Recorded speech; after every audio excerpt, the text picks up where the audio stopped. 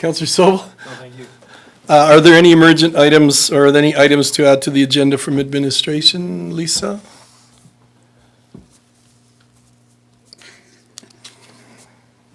That one. Thank you. Sorry, Your Worship. We would like to add, or pardon me, we would like to defer item 7.5, the Hillview Park, to the Committee Council of the Whole meeting next week, April 10th. Under committee reports, 8.1A is Councillor Sobel's written report. And under 14.4, an item pertaining to section 24, section 1. Thank you, Lisa. Seeing that, council, we're in need of a motion to accept the agenda as amended. I so move. Thank you, Councillor Sobel. You've all heard the motion. All in favor? And the motion is carried. I don't believe we have any presentations or recognitions tonight, and we don't have any delegations. So that brings us to item 5, confirmation of minutes, the adoption of the March 20th, 2019 regular council meeting minutes. Councillor Corbio. Let's try this. I move the council adopt the regular council meeting minutes for March 20th, 2019 as presented. Thank you. Everybody heard that motion? Were you able to hear her voice? All in favor? And that motion is carried. Sorry. Okay, thank you. I was going to ask for a Please don't. All right, we're on to item 6, tabled items. I don't believe we have any tabled items, and that moves us to item 7, items from administration, and 7.1 is the 2018 financial reporting report, and that, I believe, is our one and only Mr. Maltidi, so welcome tonight. Thank you, Your Worship. In addition to the information on the agenda item, administration has been advised, subsequent to the preparation of this agenda item by Municipal Affairs, that a ministerial order has been issued providing for the extension as requested by administration. The town auditors are currently in the process of completing the audit fieldwork this week in the town office, and we expect that the audited financial statements will be reported to the audit committee and to council on May 15th of this year.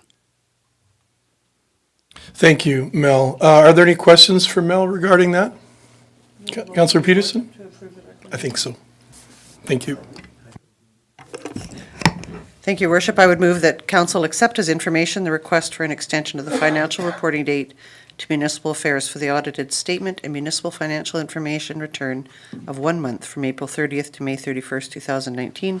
And thank you to Mr. Tiede for pursuing this. Thank you. Thank you very much, Councillor Peterson. You've all heard the motion. All in favor? Thank you. I know you've been up since 4, so.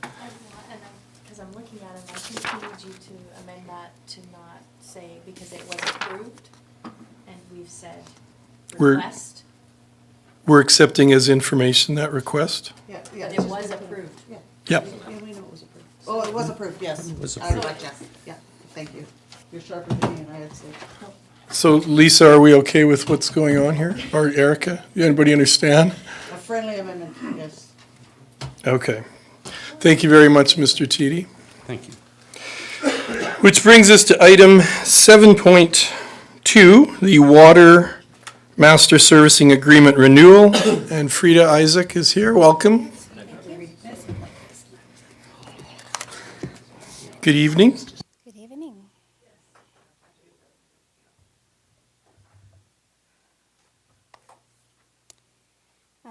Through the chair, council, I'm here today to, sorry.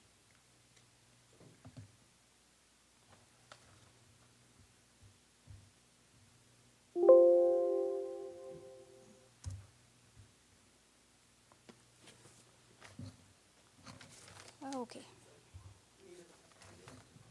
I'm here today to provide a background on the water servicing MSA, which the town has in place with the city of Calgary. And we would like to seek authorization from council to execute the MSA agreement annual, which is attached to the council report provided. So Strathmore residents enjoy potable water that is sourced and treated in Calgary. This water is conveyed to Strathmore through the ECRW pipeline. Have a figure that shows the approximate alignment just east of Stony Trail along Glenmore Trail. It's a 900 millimeter diameter pipe, comes into Strathmore, into the Wildflower Reservoir. So the agreement that I'm discussing today was signed in 2015 between the town of Strathmore and the city of Calgary. And so the agreement generally outlines the fees, quantities of water that the town can consume, and other contractual terms for this arrangement. Every 4-year cycle or term, the city amends its utility bylaw and outlines the different rates that we will pay for each 4-year term. And prior to that bylaw amendment, there's a cost of services study that is done within the city. So this cost of services study was completed in 2018, and we have received rates from the city of Calgary for that 2019 to 2022 term. Also, before we roll over into a new term, we always have the opportunity to negotiate any amendments to the MSA. So this time round, we negotiated for better penalty clauses. In the past, we would estimate how much water we would consume. And then if we exceeded that amount, we would get a penalty of about 25% in additional charges. But as it stands right now, we will only pay the base fee for any additional water that we consume. And also in the past, there would only be an audit done every 4 years. And then we would either have to pay the city of Calgary or get back some money for any expenses that they incur in order to provide services, water services to the town. So now this will be done on an annual basis, and we can plan better for water capital expenses we will be incurring to provide water to the residents. So we have provided the MSA document that you have to our legal counsel. And we've received a few comments back from them, and they are just basically housekeeping issues. They don't substantially change the document that you have. So we recommend that council approves the proposed amendments and directs town administration to execute the agreement renewal. Thank you. Thank you very much, Frida. Questions? Councillor Peterson. Thank you, Your Worship. These are just pretty simplistic, but on page 11 of 182 of the council package, the first bullet where it talks about the penalty clauses, do you know if we ever did exceed? No, we did not. No, we've always had a lot over. Yes, we've Am I always understanding? overestimated our consumption because we were afraid of being penalized. So We this, don't have to do that anymore. thank goodness. So that's, yeah, I didn't think we had. Thank you for that. And the other one I wanted to look at was page 26 of the package, section 4.1L. And I just wanted some clarification. The last two lines of this talk about regional customers who share a regional water transportation line paying for if there are insufficient flow and sharing that cost. And so relevant to this, my question is, do we know if Okotoks has a deal with Calgary? Do we know if they are on the line yet? No. Do we know if they're going to come online? They're trying to. They're still a long way out. Yeah. They desperately need it, but they're a long way out. It's a 35 million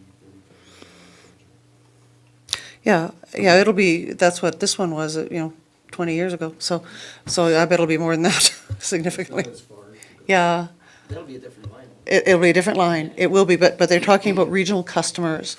It is something probably for a future amendment, and I'm comfortable, into the future, but it is a consideration probably, when I think about the Bow River running at 37% less capacity. That's the kind of thing that concerns me, and we will always be at until the, what do you call it now, the CMR? CMRB. CMRB, until they get their, the other thing I think that will impact this into the future, and that's my next question. When they came before us, they talked about having a committee that was going to go to provincial government around water sourcing in the province. Has that happened at CMRB? Because that's a concern for us. And because into the future and, in the next 15 to 20 years, long after, the likelihood of any of us sitting here would nil, but it's like if some of us being alive will not be good. But the consideration for future generations in this community is going to be dependent on that water, and every caution that we can have is just really, really critical. And I think that in the immediate future, those are the two things that are going to impact most on that. It'll be if Okotoks comes online, and the CMRB, High River possibly, but the CMRB action too will have an impact. But aside from that, I really appreciate the work you've done on this. And the only other thing I was wondering was, before we make the motion, before someone makes a motion, is if we have a date on the document itself. I did not see a date, nor in the recommendation for motion. Through the chair, this is a process that we should have gone through before the end of 2018. But the negotiation process between the staff in Calgary and Strathmore took longer than anticipated. So we are still receiving services from Calgary, Of even course. if we haven't executed this renewed agreement. They are working in good faith. So it'll just be dated at some point, so we're moving it forward without a date on it? I think the way they have it is shown. Well, it does say dated for that the 1st agreement is January. there for 20 years, I understand that. This is just an amendment to it, yeah. Yes. Yeah. I'm okay with that. Thank you, Councillor Peterson. Councillor Sobel. Thank you. Just two things. First, in regards to CMRB, it's interesting you bring that up because we're just finishing a whole bunch of strategic planning in CMRB, and although there's probably a dozen different items that are at the forefront, I can guarantee you that, especially after the last board meeting, that water has taken the front of the row in regards to importance, and I think everybody in CMRB understands that. So I think we're going to see a lot more emphasis on water use and water in all its capacities for our region, so which is good. And the other thing I would just want to add, that penalty clause really bothered us when it came in. That was one of the worst things that we saw in this. So I'm really happy to see that removed from the contract. So well done, good job. Thank you. Thank you, Councillor Sobel, and again, thank you, Frida, for all your work on this and for working to amend that penalty clause is very, very important. So, Councillor Corbill? Oh. Councillor Sobel, I believe you're still lit up. Sure. You need a motion, Your Worship? Sure. Let me find that again. Page 10. I would move that council approve the proposed amendments to the Water Master Servicing Agreement with the City of Calgary and direct staff to execute the renewal agreement attached to the staff report dated March 19th, 2019. Thank you very much for that. You've all heard the motion. Is there any discussion on that motion? That time you were quick. Nice job. Seeing none, all in favor? And the motion is carried. And again, thank you, Frida, and the rest of the staff who worked on this with you. Which brings us to 7.3, the Community Investment Fund funding recommendations found on page 67 of your brochure. And Lauren McGugan and Mark Pretzlaff, you're both coming up to speak to this as well as Mike McCutcheon. Welcome to all of you.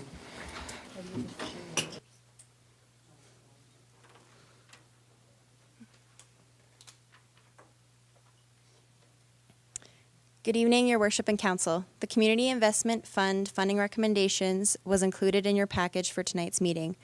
We are prepared to make a presentation if you wish, or we can proceed directly to questions if you would like. Council, you've heard that. Do you need the full presentation, or would you like to just go right to questions? I think some of you have some prepared questions already. So I think I'm seeing head nods. Okay, Councillor Sobel, do you want to start us off? No, I'll let somebody else go first. Here, I want to get my, Councillor Corbio. Thank you, Your Worship. When I was going through, here, just a minute, let me find my notes.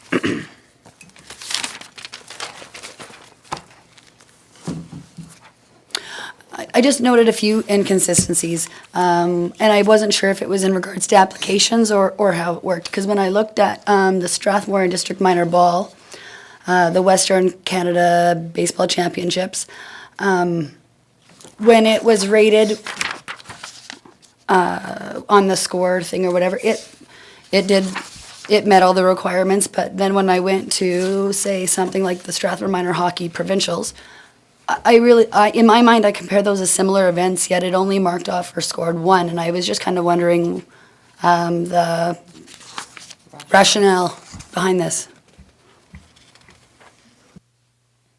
So I can have Mike speak to this as well, but I believe the committee, they viewed the baseball event, it pulls from more provinces, right? So it's Western Canada, and hockey is just Alberta. So I think they kind of viewed that not even less significance, but more of kind of an economic impact and bringing more people to the community, I believe. That's part of it. Yeah. You can. One of the other main things was that the Westerns happens only however many years ever in Strathmore, where a provincial for minor hockey happens every 1, 2, 3 years for different groups, right? Mm-hmm. So we viewed it as the Western Ball Championship it's a higher priority. This should be something that should be happening. It is, and it should be funded. Okay, but my question is, say, I'm just going on the scorecard, and does the program event strengthen volunteerism? I don't understand how I went to the provincial tournament or whatever, that's all it is, run by volunteer. I'm not wondering the priority of the event or whatever, I'm wondering how you are rating it or judging it on the scorecard.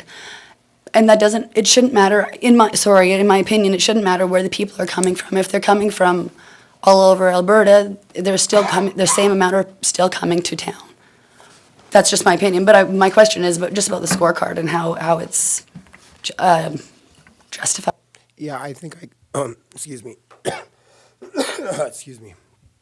Through the chair, I think the issue here is we've identified there's some lacking in some clarity in terms of how we can access some of these applications better. And I think you're right to answer the question of how do you gauge one volunteer. When most of these championships or these events are really run by volunteers to the most extent, and it's hard you're right to define which one does receive more and less. I don't think this scorecard is an accurate representation of the discussion, as Mike has indicated. The conversation from the committee was, I guess, in terms of the level of funding that was required to put on the Western Canadians, and I think this is one of the issues that we'd like to address with a more firm evaluation criteria, so that it gives the committee more options than what we presented here. And I think this is the challenge, one of the challenges with the CIF program. It's wide open in terms of allows a lot of applications, but there's not much criteria to actually evaluate them. Can I just add to that? Sure. Quickly?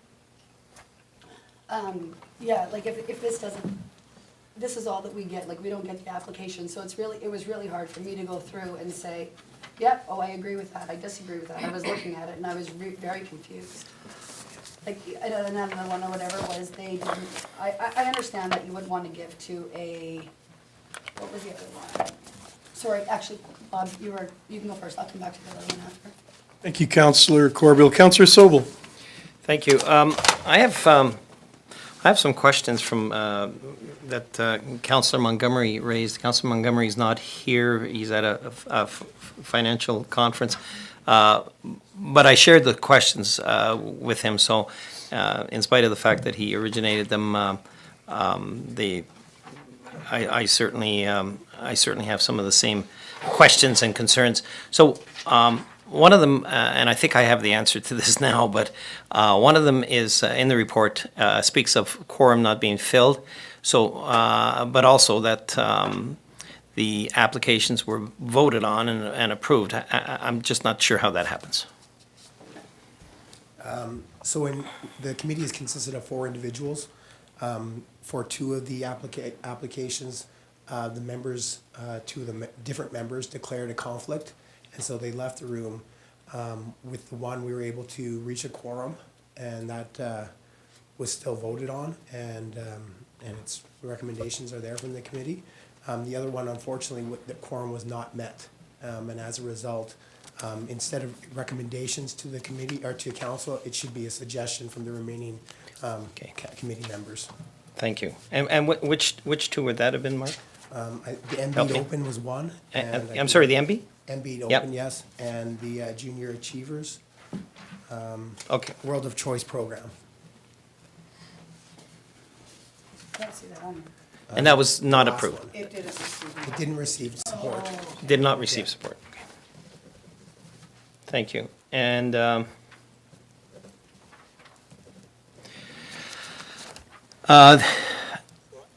and this was also something that I had noted was the lacrosse tournament was denied funding because the committee did not feel the CIF should be allotted to annual tournaments.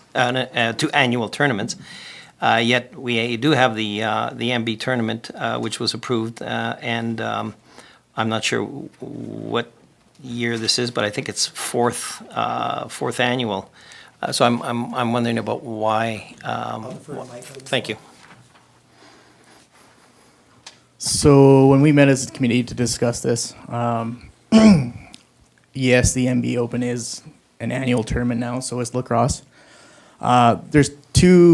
There's one main factor between the two we felt is it open to everybody? Can anybody participate in the tournament? So if it's an annual tournament, we view it as if you can participate, like if I can go out there and play, then we view it as the community as a whole. And I think we kind of, per them, might have suggested that it might be a more community-involved thing for the MB Open than the CIF. Just because lacrosse, then lacrosse. Yeah. Because I can't play the lacrosse tournament. No. I can play that. Why My not? kids can play that. Yeah. No, I got you. Okay. That's the main difference there. All right, and was there any? There was $12,000 asked for the MB tournament, and I'm going to assume that somewhere in this package that we received a half an hour ago, that there is some financial information there that's going to tell council what that $12,000 was going to be used for. And I got to be honest with you, I'm very interested in that because if I recall correctly, they received $5,000 last year for this tournament, and it's jumped to 12 this year. So, the question I guess would be, what was the reasoning for only recommending 10,000 versus 12? I can speak to the added additional cost, but if you want to speak to the lower 12 to 10. Okay. The suggested 10,000. Yes, I'm sorry, suggested, yes. When we looked at it, we felt that the 12,000 was a little high, so we bumped it down to 10 on the suggestion that it has to do with financials, obviously. When you look at the budget too and financials, you've got to take everything into consideration. Some of these groups don't have the funding to put on these events. But we felt that there was some money in the bank for the MB to. You can speak to that. Yeah, sorry. So what part of the conversation also included So part of the ask from the MB to open is for prize money for the quote-unquote professional players. And the committee made a note that they didn't feel the CI funding should go towards that pro payout, for lack of better words. So that was part of the reason to reduce the amount that was allocated or requested. Okay, thank you. And I know one of the comments in regards to the MV tournament again was that there was costs incurred pertaining to the rental of the facility or the, oh, it's Oxbow? Okay. I can speak on that. So for this year, since the tournament's gotten so big, they've asked Oxbow to set up a disc golf course on their course. So it's going to be at 2 different places this year, and the rental fee to rent the course to be set up and stuff. Okay. That's all the questions I have, Your Worship. Thank you. Thank you, Councillor Sobel. Back to Councillor, I guess we'll go Yeah, to they can go to. Councillor Cox first, because Councillor Corbeil has already asked some questions, so it's your turn. Thank you. Thank you, Your Worship. My question is, under the Off the Rails Family Run, it states that they requested 1,250, but you're giving them 5,000. No, they requested. No, you're wrong. They requested. I'm wrong? 5,000, yeah. Well, I'm reading it. Funding. Funding request, What page you on? 1,250, What page you on? 69 of 82. Just a typo? At the top, it says requested 5,000. But then down further, it says funding request Approximately half the 1,250. events overall. That's- So it's just doesn't, it's just a, okay. It's just they all match, Yeah, except for that one. yeah. Which one is it? Well, they gave them 5,000. Well, yeah, so, So they recommended or approved? do you want me to show you? Oh. It just says 1,250 Yeah, so that's what they requested. up here. This is what we're as a committee, that's what we're saying. Okay, but then you gave them Yeah, 5,000. in that, it comes over there. So, In the this is a recommendation, Councillor Cox is right. In the recommendation, it does say that 5,000 is coming forward to possibly be approved tonight. And in the charts that we got, it does show that the funding request was 1,250, but Just it so doesn't you're- match up. You're right. And so This is a typo. Michael is saying that they're actually only looking to give them the 1,250 versus the 5,000. Is that right? That's a big difference. Yeah, it's a significant difference. Okay. I don't remember.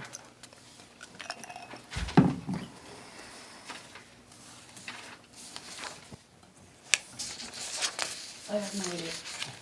I know that they used to. They're asking for 5,000. Okay, so it's all 50. Their budget is on, So, okay, so they're asking for 5,000 and you're giving them 5,000. This is, yeah. Okay, thank you. Thank you, Councillor Cox. That helped clarify a lot of things. That's much appreciated. I didn't even notice it. Did you have another one, Councillor Cox? No, Another question? sorry. That's okay. No, thank you for your clarification. Councillor Corbeil. Thank you, Your Worship. I'm going to, I shouldn't say apologize, but most of the time with these kinds of things, I really like to just go with what the committee suggests because they're a committee for a reason. And if we're going to change everything, the committee's kind of pointless. I just have a few questions or whatever. And in my perspective, recreation doesn't always mean participation. As long as I can go watch, I find that as recreation is just as much as participating in, I shouldn't say my age, but in my age. Well, I wouldn't go try playing lacrosse. I might try other things, but I have a question. How many people actually are anticipated to come to MB this year?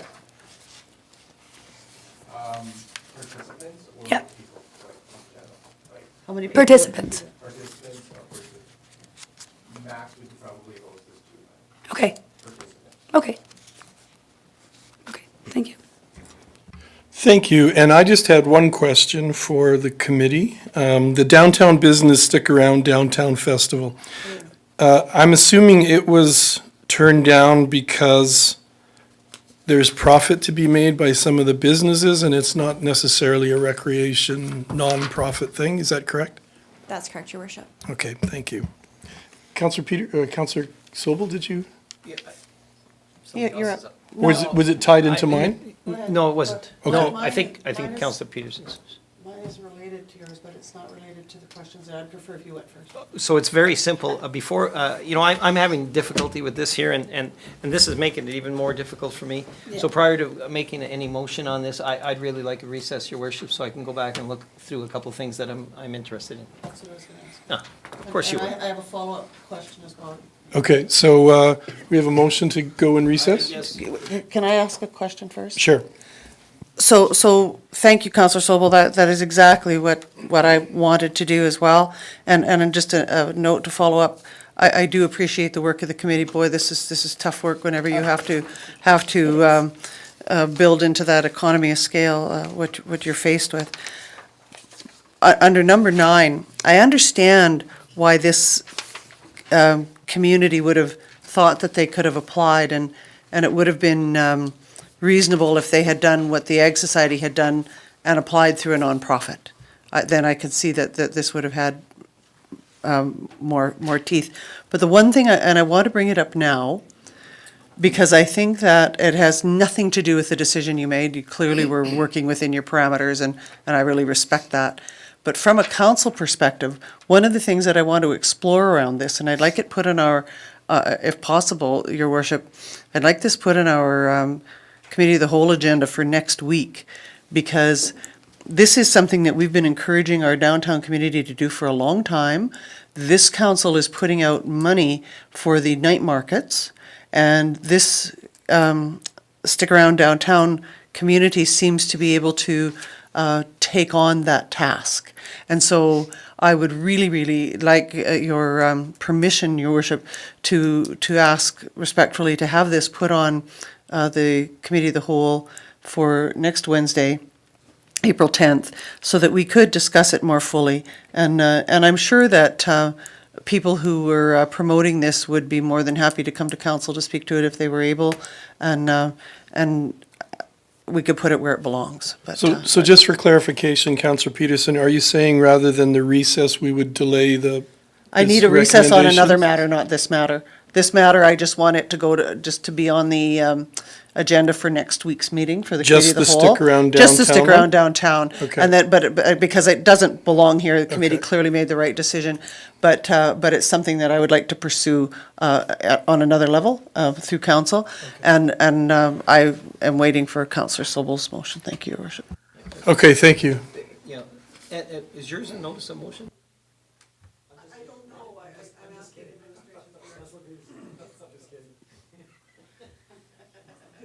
So I'm looking for a motion for recess, a Yes. quick recess. 10 minutes. Okay, we have a motion for a 5 to 10 minute recess. All in favor? And we'll recess to the mayor's office and we'll be back in 5 to 10 minutes.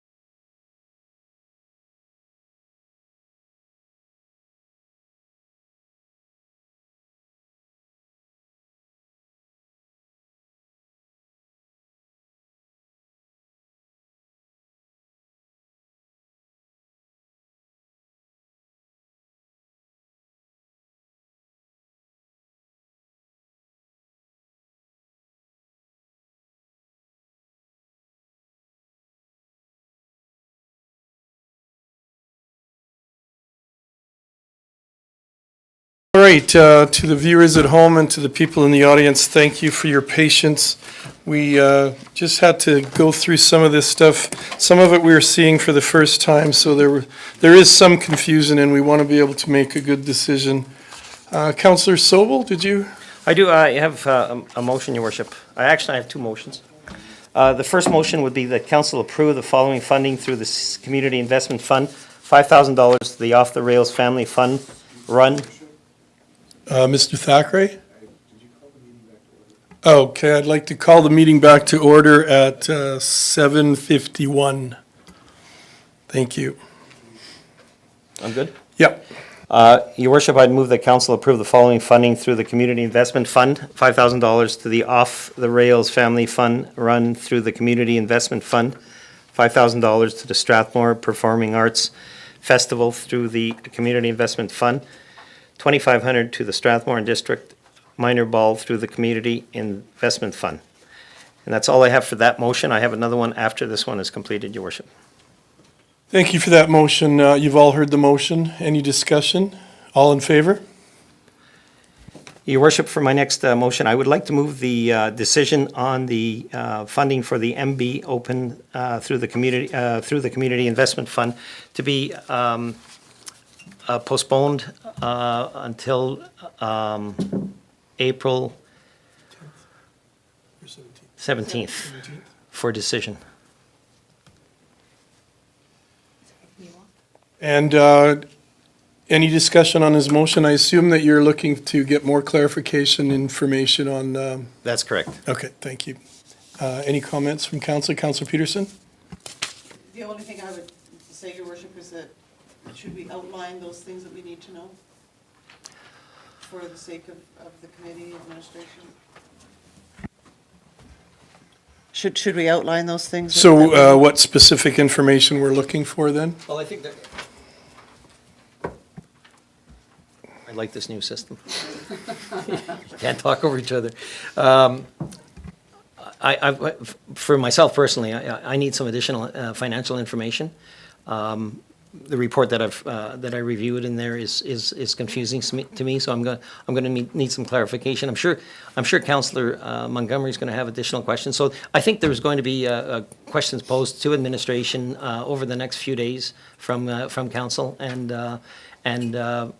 with administration's cooperation, perhaps we can receive some sort of a light report on our questions. Thank you very much. Does that satisfy? No. No. Councillor Peterson? It does, but I'd just like to add to that I'd like information around the implications of removing $8,000 from financial stabilization. I would like to know if there was, what the options would be to, because it's not in our budget, Your Worship, in this year, to look at possibly taking money from the next quarter of the CIF drive and putting it into this one. So those are the considerations that I'm interested in hearing with regards to this application coming up, Your Worship. Thank you for that clarification. So, Mark, did you want to step in on anything? I'll just note that through the chair, Councillor Peterson, there's $20,000 allocated towards CIF funding for the entire fiscal year. So if we wouldn't be able to defer to a different, right. Yeah. Thank you. So we have a second motion on the floor. All in favor? And the motion is carried unanimously. We're waiting for more information. There'll be some questions asked between now and April 17th. Thank you for your presentation. And to the committee members who are here, we thank you for all your efforts. We appreciate it. We appreciate that it takes a lot of time and effort to make what you folks consider to be good decisions, and we're not doubting that. We just need some more information to do a good job on our part, so thank you. And that brings us to item 7.4, the 2022 Alberta Summer Games.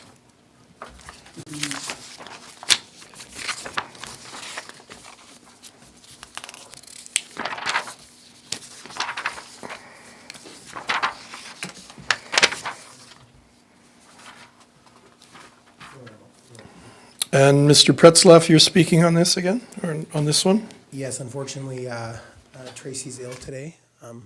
So I'll try to do my best here on this one, Your Worship. So as requested by council, administration is presenting a framework for hosting the Alberta Summer Games in 2022 in Strathmore. So what the games are about here, as you can see in your slide, it's through Alberta Sport Connection. It's governed through the Alberta Sport Connection Act. It's a multi-sport festival for athletes between 11 and 17. Comments from the Alberta Sport Connection reps indicated that while we're over 10,000 population, they do recommend and co-hosting for communities for events such as this.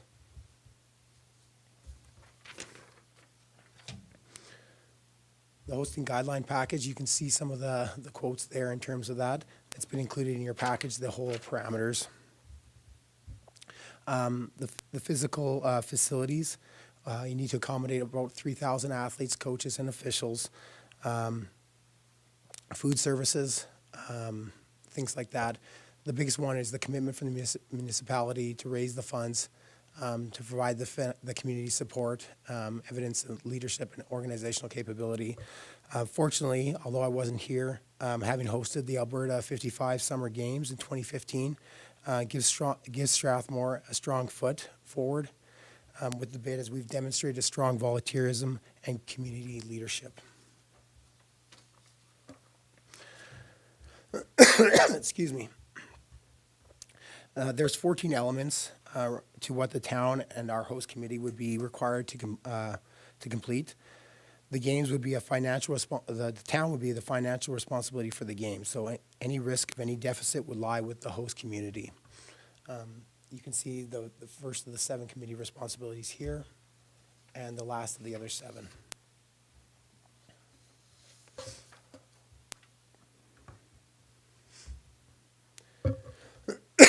Excuse me. This slide indicates the overview of what the bid package must contain. It's a 20-page document that has the following sections. Commitments from third-party facilities, while not needed, would be a strong addition to the bid, such as letters of support. Unlike the 55 Summer Games, the athletes are housed in school classrooms, gymnasiums, or other appropriate spaces. My understanding with the 55s is that they were on their own. Some camped, some stayed in hotels. We would have to be providing the logistics around that. You have options in terms of how the games are presented. One shift game format involves 4 days and 3 overnights, or the 2-shift format involves 7 days total. The total number of athletes is divided into equal groups, and they compete within that 3 or 4 days with one overnight. This slide indicates here some of the financial picture of it. While the Alberta government does provide 2 grants for the games, a legacy grant that was left over for our other community. A number of corporate partners can vary from games to games, but do bring approximately $40,000 to $50,000 in cash plus in kind. The host municipality will be required to donate all the town facilities as well as a cash contribution. This is typically around $300,000. The games would have to be run by a society and game staff under that society. That being said, some town staff hours would be dedicated to the games at approximately $100,000 for both planning and execution.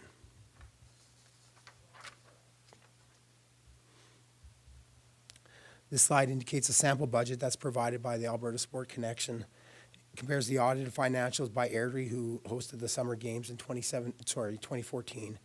And as you can see, Airdrie made significant more than they projected their budget, but this was due to large in-kind donations as well as successful strong admission sales.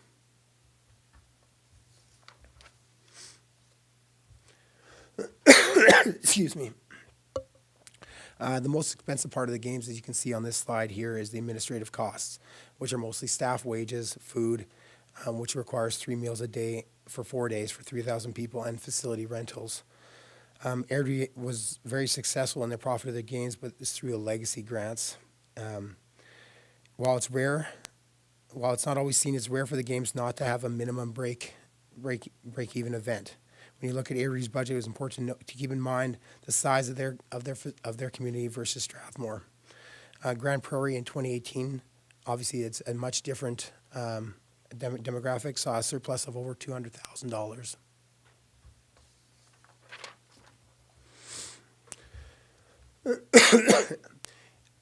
This slide here indicates the number of summer game sports and the facilities that we'd be looking to partner with, either the local schools, Wheatland County, Chestermere, and some unidentified ones.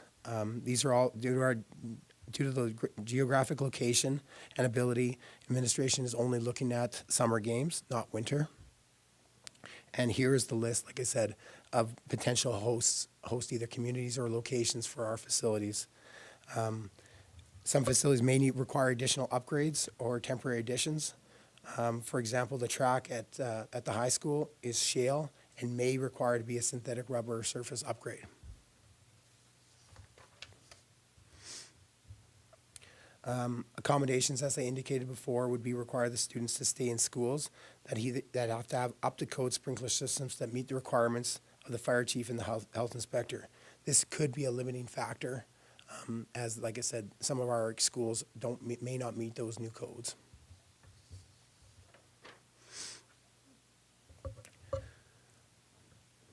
This slide indicates some of the demonstration or new sports. These sports have potential to be added in 2020, either as full participation or as demonstration sports. Most of these sports could be accommodated within the region, but they require potential facility investments.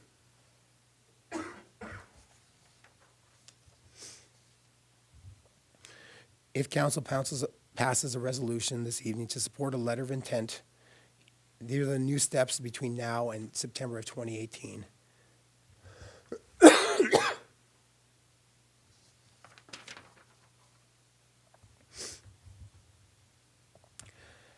In order to be successful with our bid, administration will request the allocation of staff hours as well as the addition of a consultant at 20 hours per week for 11 weeks to complete the bid document.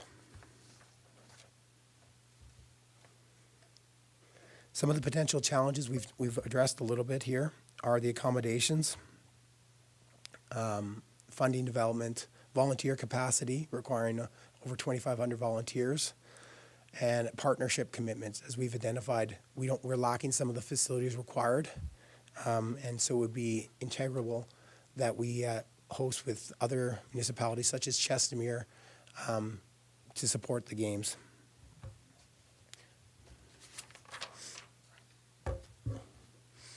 At this time, I'd be available to answer any questions for council.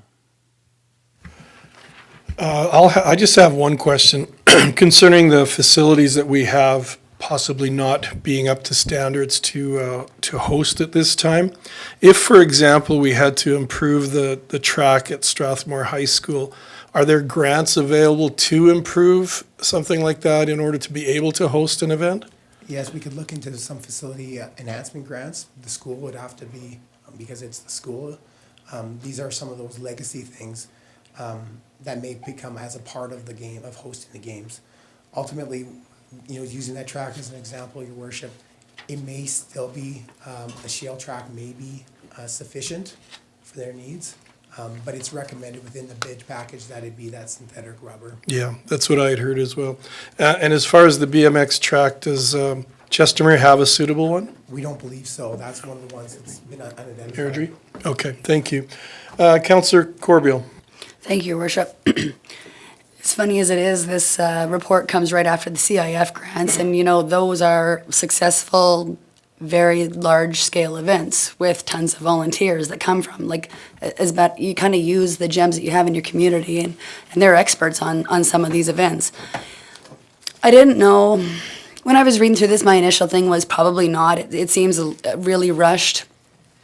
I would like to be a little bit more prepared.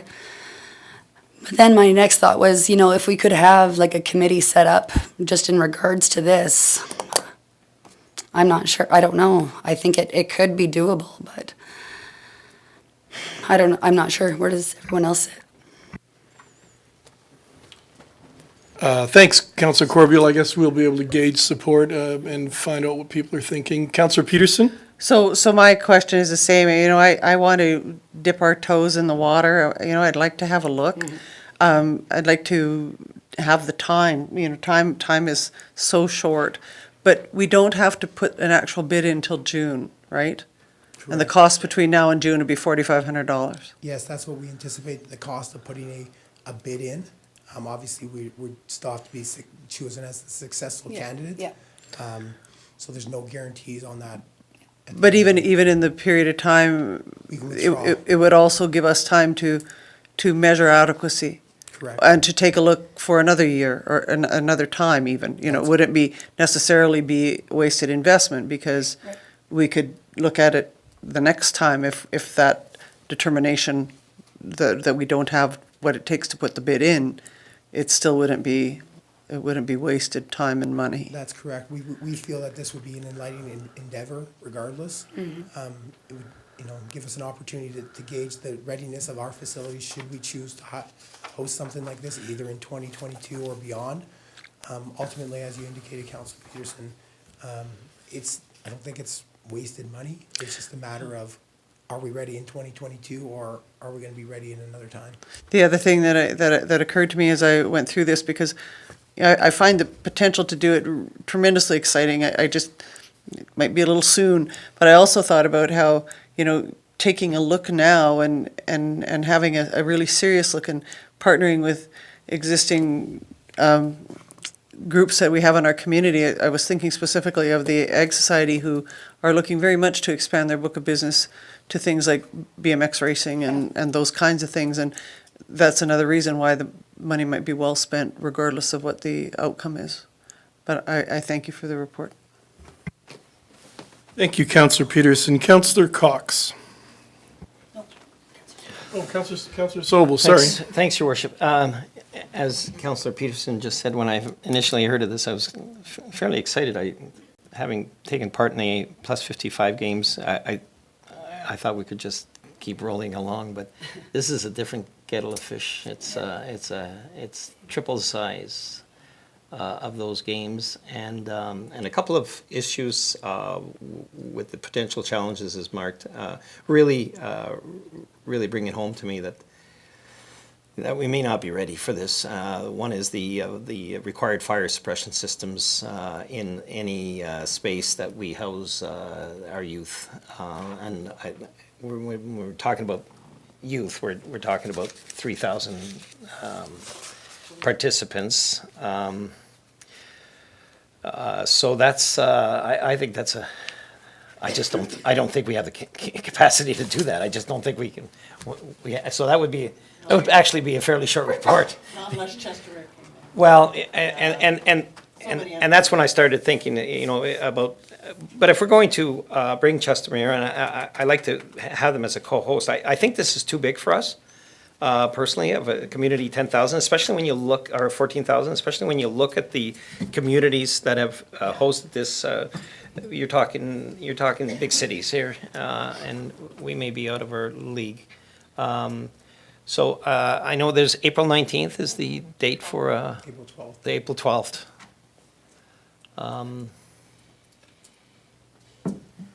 Yeah, those are all my comments. I'm not sure if we should even be going any further. But as you folks just so properly said, it would be a good educational experience to gain that information, because we don't know what's coming around the corner, for one. And with our new facility, I mean, that's what got me so interested in this, is being able to use our new facility for this. Thank you, Councillor Sobel. Councillor Cox. Thank you, Your Worship. I just have a little bit more add-on to Councillor Peterson's. So if we go ahead with the letter of intent and we are doing the $4,500, is at that point, are we able to decide or to communicate with Chestermere to see if they're involved, or they would be involved? And does that mean to us that we would be splitting the costs? Or does that mean that we would be significantly doing the costs and actually giving them money for their facilities? Like, I'm unclear as to partnering means what. Yes, That's the unknown, Councillor Cox, is we'd have to see whether Chestermere is even willing to engage in being a co-host with us, and if so, what degree. Co-hosting includes maybe some of the costs, giving the facilities at cost or at no cost, or at a discounted rate. Those are all those unknowns that bid package would allow us to flush out those details. So does the next step, the letter of intent and the $4,500 spent, does that get us those questions and answers to that unknown? We would have to engage those conversations with whatever potential hosts or co-hosts we would have, and present that in our bid. To say that we may, my belief is that if we said to the Alberta Sport Connection that we may co-host in our bid, would probably be very Denied. unwise. Okay, thank you. Thank you, Councillor Cox. Councillor Peterson. Your worship, I would move that council accept this report for information. Thank you for that motion.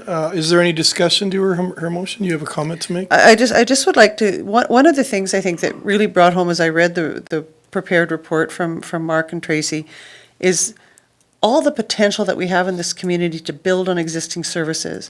And if I was going to spend $4,500 right now, and not knowing, because we don't have partnerships, but if we can build them going forward, boy, I would sure take a look at this the next time around.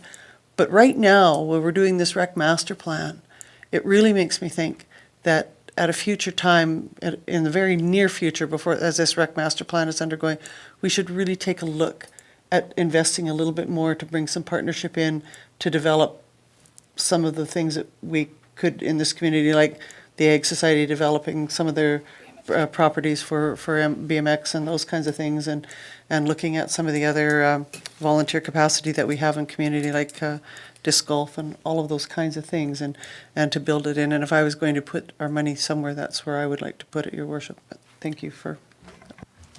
Thank you. And just to add my own comments, I think it's also a great opportunity to move the town forward. It would be wonderful, but I do worry too that it's a bit too soon and too sudden.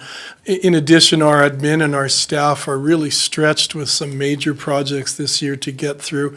We're facing the potential of having a junior A hockey team, but I know there are not a lot of hurdles to go through to have that come to be a successful thing too. Plus, we have other major building projects and things that we're dealing with. So I'd be a little bit worried about that. And then from talking to my friends in the track and field organizations, they've said we really do need to have a synthetic rubberized track. And that in itself is a major project just to be able to host the games. But looking ahead, we can definitely start to make some plans. One of the things I thought of the other day is we have that large green space that we're thinking of developing, doing some things with potential. The one across from Center Street, as far as park improvements for Kinsman, maybe there's a chance to do a BMX track there and to do some work to get us ready in that situation. Maybe it could be a shared space with disc golf and a BMX track in that corner. It's a pretty large area, but there's a lot of things that we need to have in place before we can really go for something like this. Councillor Cox. James Thackeray, sorry. I saw your red light. Mine's really, okay. Thank you, Your Worship. I just wanted to thank Mark and Tracy and also the crew at the arena. I think everybody's put a lot of work into this report, and I think they've really hustled, and I'm really, really proud of them, and I want to say thank you. Thank you very much for that, Mr. Thackeray. From this typhoid bout that you had in. Councillor Cox. You gotta shut your mic off. Oh, sorry. Thank you, Your Worship. Okay, so I've heard the motion, but I'm not convinced that we shouldn't spend the $4,500 to go forward. I'm also wondering, you brought up, Mark, that Chestermere was a viable option, but have we also considered asking the County of Wheatland? Sorry. Yes, we've identified them as one of the potential partners for baseball, as one element for hosting.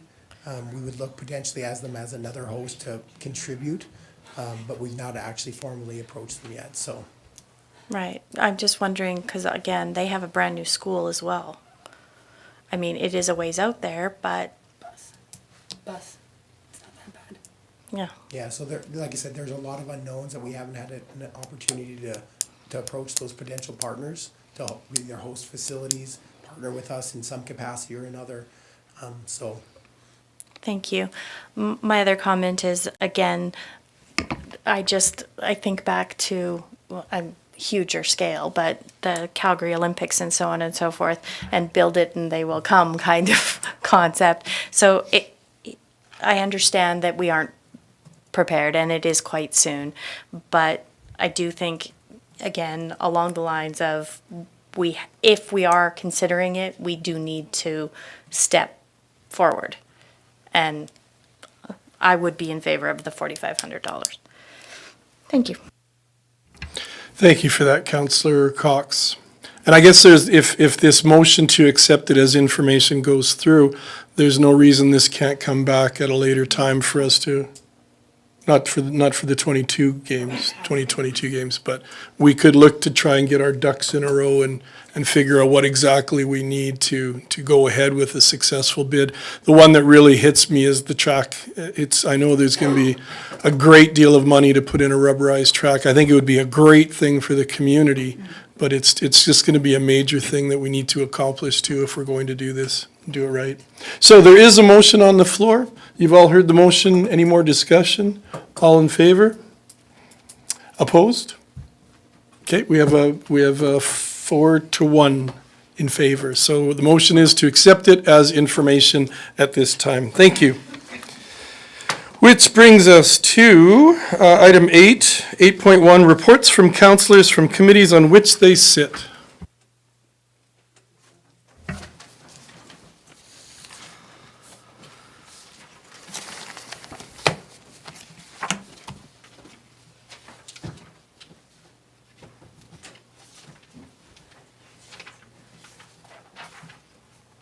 So we have some in written form ahead of us. Councillor Sobel? Excuse me. Thank you, Your Worship. I have three reports. Just before I ask that, if I could ask a question to administration, are we not normally attaching minutes of committee council reports to these anymore? Or has that changed?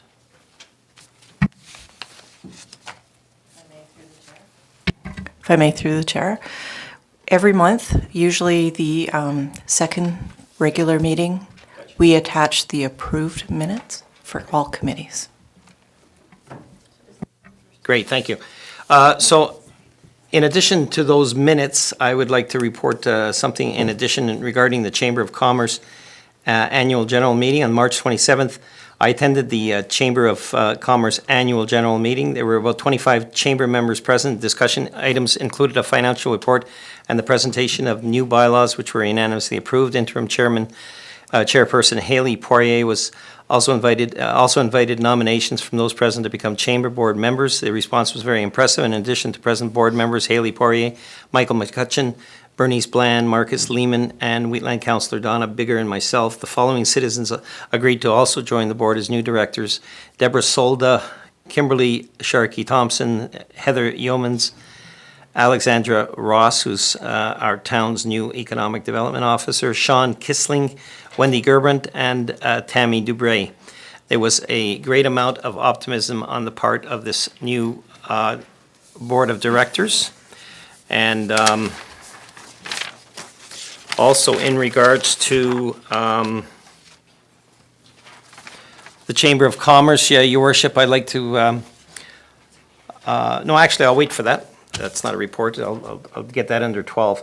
Under Sustainability Committee, in addition to the minutes of our last meeting, which will be produced later this month, I would like to advise that myself and two members of our committee, Christine and Colin Huxted, attended the Recycle Council of Alberta's workshop on March 26th. This 3-hour session focused on single-use reduction, and we heard a number of concerning statistics, such as the one that suggests only 1% of plastic bags are recycled in Canada compared to 90% in Germany, or that 80% of ocean plastics come from land-based sources.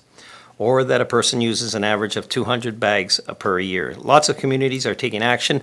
Hundreds of European communities have chosen to eliminate single-use plastics in their community. As well, Wetaskiwin has voted via bylaw to begin banning plastic bags of a thickness less than 2 mils in all retail stores in June of this year. The Strathmore Sustainability Committee has been working on a strategy to reduce our own community's use of plastics, and we will be rolling this strategy out in the near future, and there will be no bylaw being considered at this time. As well, I'd like to thank our own Ryan Roycroft for spending 2 hours on Monday evening to meet with this committee and facilitate a very successful strategic planning session, so thank you for that, Ryan.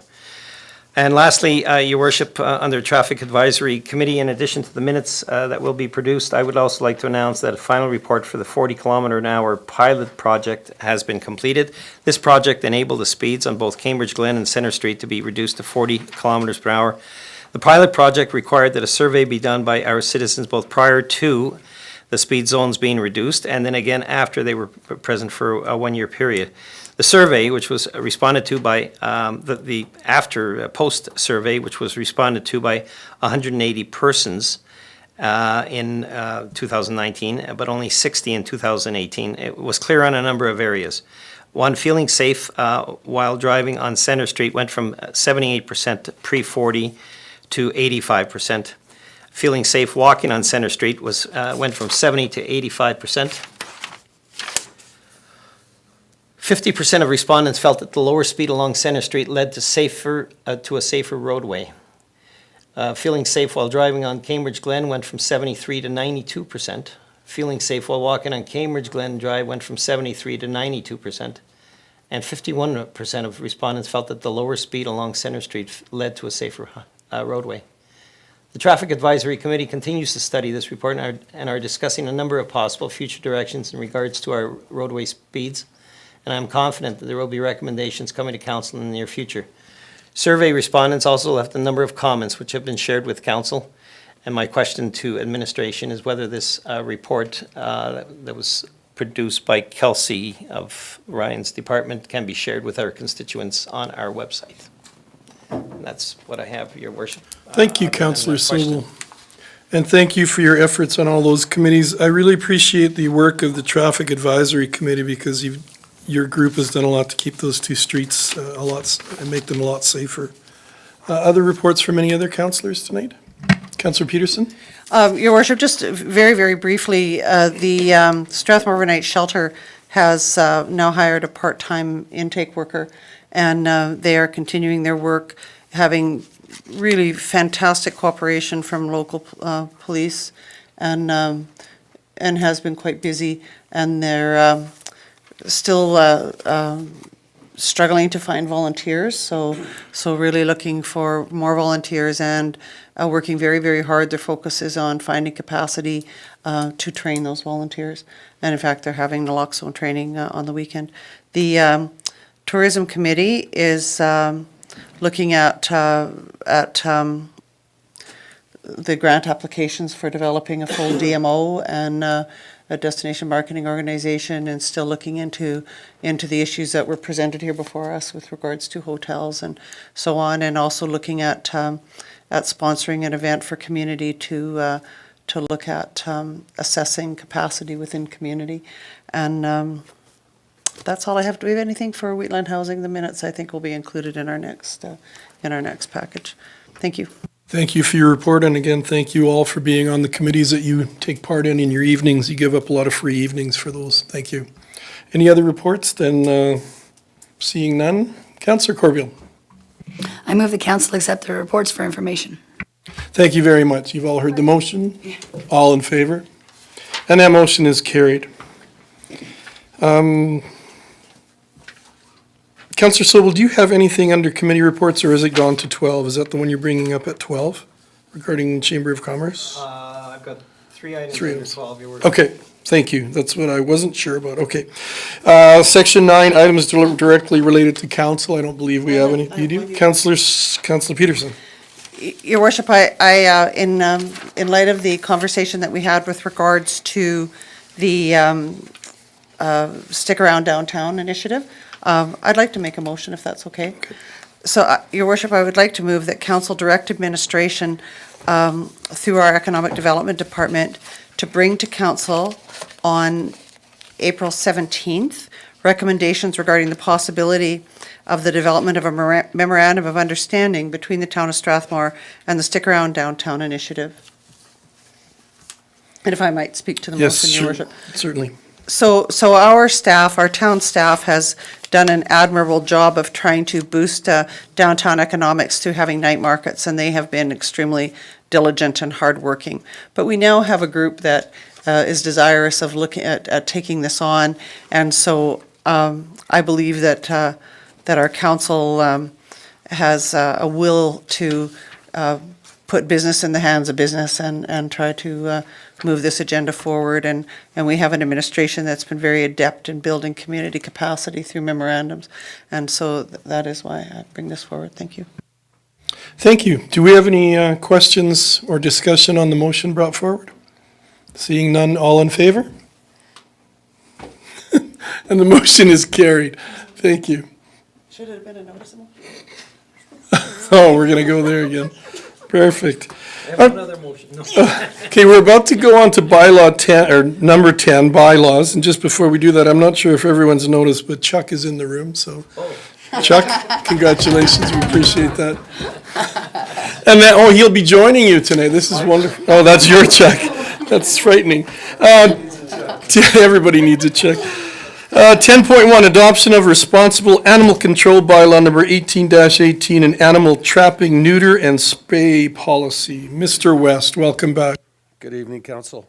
Tonight I have before you the updated and enhanced animal control bylaw, now referenced as the responsible animal control bylaw number 18-18 for 3 readings.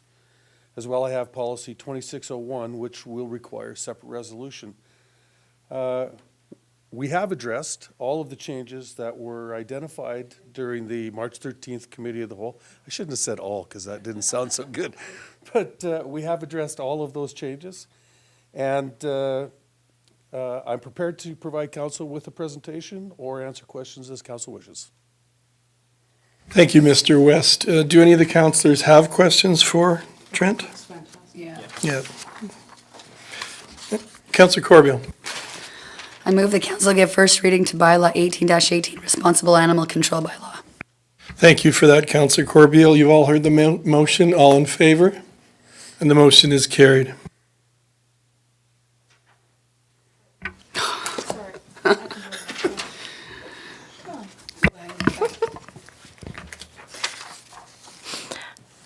I move that council give second reading to bylaw 18-18, responsible animal control bylaw. Thank you, Councillor Cox. And that motion is on the floor now, so it's for second reading. Is there any discussion on that motion or comments? Seeing none, all in favor? Councillor Peterson. I move that council move unanimous consent for third reading of bylaw number 18-18, responsible animal control bylaw. Thank you, Councillor Peterson. All in favor? Motion is carried. Councillor Sobel. I would move that the council provide third and final reading to bylaw 18-18, responsible animal control bylaw. Thank you very much, Councillor Sobel. All in favor? And that motion is carried. Councillor Cox. I move that council pass a resolution adopting policy 2601, nuisance animal trapping, spray, and neutering policy. Spay.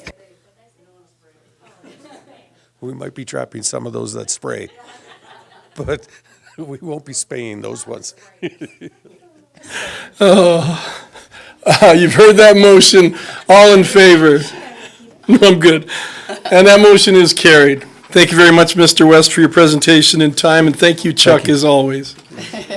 Thank you, Council. I just want to point out the fees associated with this bylaw will be coming to Council on April 17th as part of, Mark's gone, the bylaw with regard to the facilities and the amendments.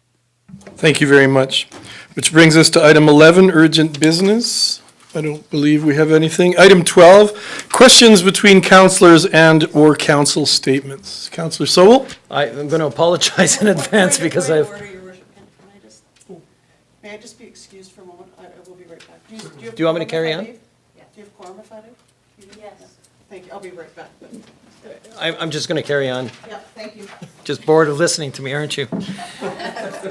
And regrettably, Your Worship, I have 4 items to, and one of them concerns Chief West, who was just up before us. I just want to congratulate the chief and his team for the efforts they made at the recent house fire in Strathaven. I was shocked to look out my back window and see that fire in full force with an easterly gale that to be quite honest with you, just absolutely scared me. And when I learned that your folks were able to save the house to the west of the one that unfortunately burnt, I was with a little bit of disbelief because I don't understand how you could have saved that residence. So I've been around a few house fires, so I know how fast they go up, and I know there was some damage done to the adjacent properties. But the effort of your staff was unbelievable, and I just want to pass on my thanks to them and to you for having such a well-trained crew. Thank you, Council. I do also want to acknowledge the fact that there was 31 members on scene that day, not all Strathmore Fire Department. Great. We also had our great partners from Wheatland County, from Wheatland West, who were there in force, and they all did a really good job. In spite of a couple of radio communication things, which always seem to happen when you're on the fly. And, you know, we did the best we could. We had a lot of people, a lot of onlookers, and a lot of people that really disappointing in some of the actions that were taken on the scene with damage to the firefighting equipment intentionally by driving over the hoses, as well as that also risks damage to the equipment and possibly risks the lives of the firefighters. So we don't mind, and we understand what draws people to fires. That's why most of us are firefighters. But know that, you know, when you do, you need to be paying attention. And if you choose to come and look, you might be there for a little while. So, you know, it was discouraging. That was the only discouraging part, was we probably lost about $4,000 worth of hose because of that. Trent, while we're on that topic, are there any repercussions that can happen to drivers who do drive over fire truck hoses? Well, we can ask the police to charge them. That doesn't usually, that's not the best route. I mean, it's, there's a lot of funsy in the internet. I don't even know whether that's where I just got it from you, funsy. But, you know, hoses going through windows to connect to hydrants and stuff like that because they parked in front of a hydrant. But, you know, it's just, I guess common sense is so completely rare now. We got to come up with a new saying for that. But, you know, that's not why. We're not looking to charge people. We're looking for people to be smart and to be helpful and mostly stay out of the way of responding equipment. We had a lot of people that were helping to direct us into the fire, which we knew where it was because we could see it from just outside of town. But we also have to connect to hydrants, and when you have a firefight like that, the water you bring is not anywhere near enough to do what you need to do. So, you know, we're trying to move people away so we can get to hydrants. They're waving and pointing at the structure that's on fire, and we're like, yeah, we know, but, you know, move your vehicle so we can catch this hydrant. So it's fortunately, these type of events don't happen very often in Strathmore, so they do draw a crowd. And yes, things did turn out really, really well. And the crews did a really good job. Good. Councillor Cox. So I just have a comment on all of that. Just brings us to a nice opportunity to communicate this to our public. Could we do a session or something written up? Yes. Saying, please, you know, in the light of our. Yeah. We have something online right Yeah. with all those facts that you've just told us to say, please use common sense, We've those been kind on of it. things? Yes, Counselor, through the Good chair, job. Counselor, we've been on it since Monday morning. Perfect. Thank you. So again, just echoing Councilor Sobel, we really appreciate the efforts of the county and town fire departments, the peace officers too, very much appreciated. You all did a great job. Councilor Sobel? Thank you, Your Worship. Next, I want to let everyone know, as well as council, that on Monday, April the 8th, at the Strathmore Civic Centre at 7 p.m., Chestermere and Strathmore Chambers of Commerce are hosting a all candidates forum.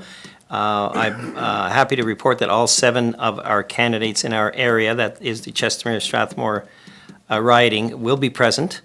It's kind of being a chamber of commerce. We're obviously interested in the business of our citizens, and the focus of this forum for the questions at the forum will be directed at business-related issues.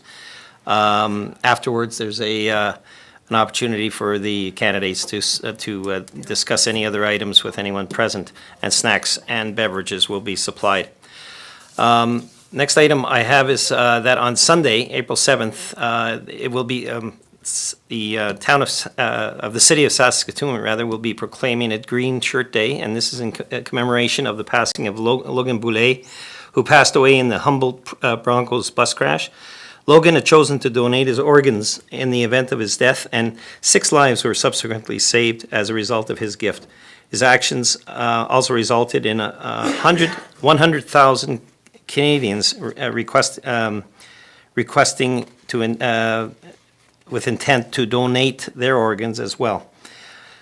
I would encourage all of our residents to consider following Logan's example, and also to wear something green on Sunday. I'd also like to make a motion, Your Worship, to proclaim Sunday, April 7th as Green Shirt Day in honor of this brave young man. Thank you very much. You've all heard that motion. All in favor? And that motion is carried unanimously. Thank you. My next item is somewhere.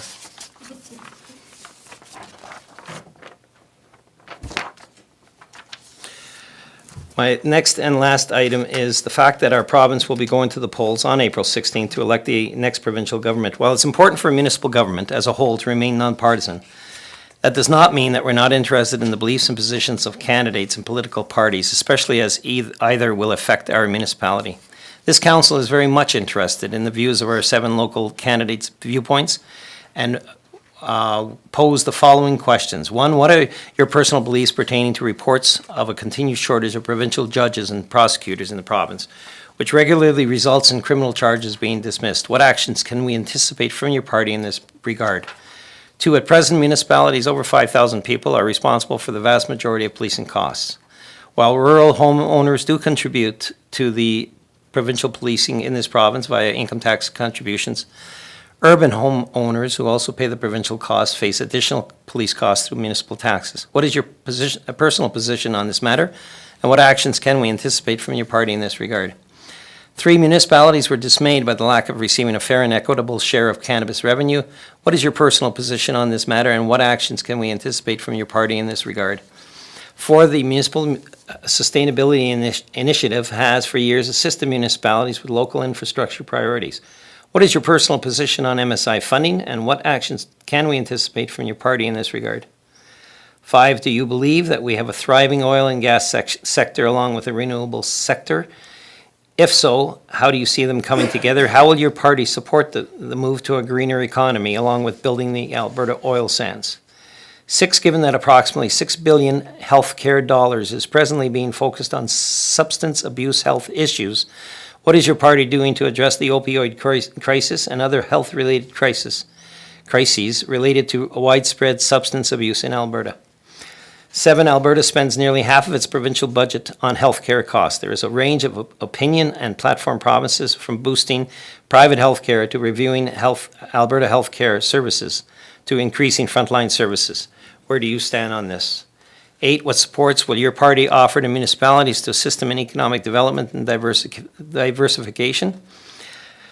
9, where a significant number of younger children are now identified as struggling with issues related to mental health, how will your party support and promote the mental health of Alberta children? 10, are you favorable to the idea of a universal basic income? Why or why not? 11, what will your party do to address the predicted shortage in senior care facilities and long-term care beds, and to ensure long-term care facilities and end-of-life care facilities have the staff, resources, and training necessary to provide dignified, safe care in a timely manner? 12, as more jobs and tasks are replaced by robotics and computers, and governments look for ways to enhance this, how would you craft policy to ensure that the transition is as smooth and painless as possible for the average person? 13, statistics prove that keeping seniors in their home with adequate support provides them with better quality of life and saves up to 4 times the amount it costs for them to have facility-based long-term care. The unintended consequence of keeping seniors in their homes is that affordable homes for younger people do not come on the market. Would your party be in favor of diverting some portion of the savings realized from supporting seniors to stay in their homes to affordable, sustainable housing projects for the first-time buyers? And lastly, number 14, what will the ideal source of revenue for your provincial government that will have the least negative effect on the economy? PST ? HST ? Tomorrow morning, Your Worship, I will forward these questions to our local candidates representing the United Conservative Party, the Alberta Party, the Freedom Conservative Party, the Alberta Liberal Party, the Alberta NDP, the Alberta Independence Party, and the sole independent candidate. Responses will be requested to be received on Monday, April the 8th at midnight. And Your Worship, I have a motion in that regard, if I may. I would move that the noted 14 Strathmore Town Council questions and the responses provided by the 2019 provincial candidates for the Strathmore-Chestermere riding be included in our social media and websites. Thank you for that, Councillor Sobel, and thank you for all your efforts to collect information and questions from the various councillors. It's much appreciated. So you've heard that there's a motion on the floor. All in favor? And the motion is carried. Thanks again. And that brings us to item 13, administrative inquiries. Lisa, do you have some for us tonight? We have no administrative inquiries. That will make staff very happy. And that brings us to item 14. We need a motion to go back in camera to deal with the last couple of items. Councillor Sobel. Oh, so move. Thank you very much, Councillor Sobel. You've all heard the motion, all in favor, and the motion is carried. We're going in camera at 8:44.